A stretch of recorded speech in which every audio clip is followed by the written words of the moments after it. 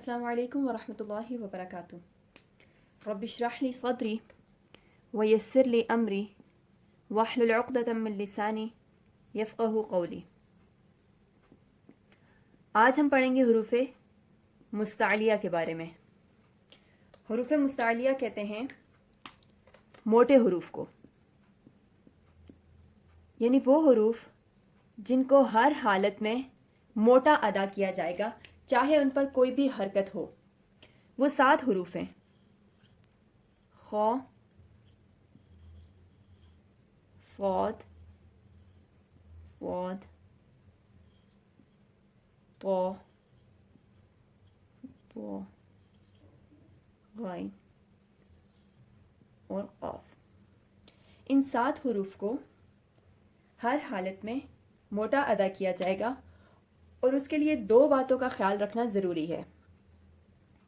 پہلی بات یہ کہ جب حرف کو موٹا ادا کرنا ہوگا تو زبان کی جڑ اوپر کو اٹھے گی،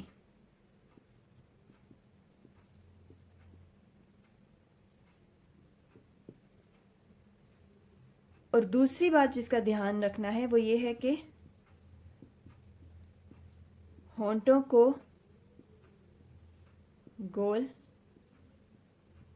نہیں کرنا۔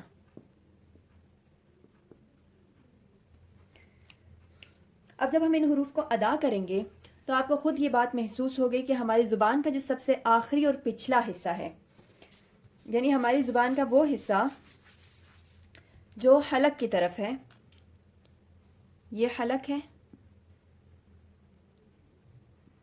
اس کی طرف زبان کا جو آخری حصہ ہے یہ بلند ہوگا،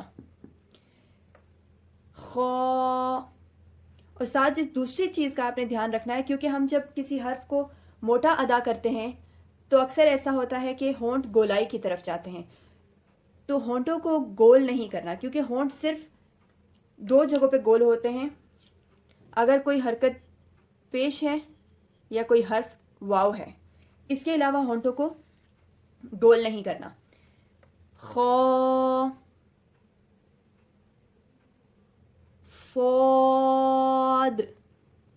اب ہماری جو ادائیگی ہو رہی ہے اس میں آپ نے اس بات کا دھیان رکھنا ہے کہ آپ کی زبان کا جو آخری حصہ ہے وہ بلند ہو رہا ہے۔ غاد، طا، غا، غین، قاف۔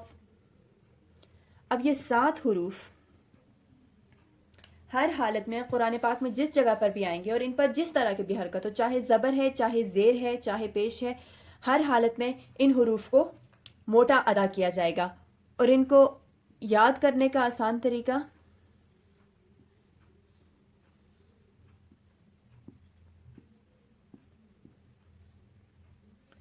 خفہ، ذوق، قیس۔ اگر آپ اس عبارت کو یاد کر لیتے ہیں، اس میں خا، صاد، غاد، غین، طا، قاف و ظا 7 حروف آ رہے ہیں، اس کو یاد کر لیں تو آپ کو یہ 7 حروف بھولیں گے نہیں۔ تو یہ 7 وہ حروف ہیں جو یعنی حروف الہجا میں موٹے حروف ہیں، ان کے علاوہ کسی حرف کو موٹا نہیں کیا جائے گا، اور اگر کچھ حروف آتے ہیں جن کو موٹا کیا جائے گا تو ان کو کسی قاعدے کے تحت موٹا کیا جائے گا، ورنہ تمام حروف کو جو ہے، تمام حروف باریک حروف ہیں، صرف یہ 7 حروف ہیں جو حروف الہجا میں موٹے حروف ہیں۔ اس لیسن کو آپ نے ریوائز کرنا ہے 2 to 3 ٹائمز، اور پھر اس کے بعد آپ نے اپنا نیکسٹ لیسن سننا ہے۔ اللہ سبحانہ تعالیٰ ہمیں اس علم کو سمجھنے میں، سیکھنے اور سکھانے میں آسانی عطا فرمائے، اور اس علم پر عمل کرنے کی توفیق عطا فرمائے۔ السلام علیکم ورحمۃ اللہ وبرکاتہ۔